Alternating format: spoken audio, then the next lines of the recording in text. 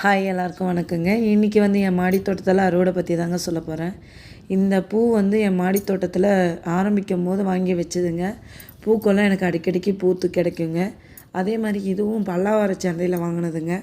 இது எப்போவுமே பூக்குன்னு சொன்னாங்க. அதே மாதிரி வாங்கி வச்சதுலேருந்து தினமும் 2 பூ 1 பூ அந்த மாதிரி கிடைக்குங்க. அப்புறம் இது நெய் மிளகாங்க. மிளகா வெரைட்டிலேயே நிறைய வெரைட்டிஸ் இருக்குதுங்க. காந்தாரி மிளகாயிலையும் நிறைய வெரைட்டிஸ் இருக்குது. நெய் மிளகாயிலையுமே நிறைய வெரைட்டி இருக்குதுங்க. ஆனால் எனக்கு தெரிஞ்சது ஒரு 3-4 வெரைட்டி தெரியுங்க. எங்கிட்ட இந்த ஒரு வெரைட்டி தாங்க இருக்குது. அப்புறம் இது காளான் கத்திரிங்க. கத்திரிக்காயிலையுமே நிறைய ரகம் இருக்குதுங்க.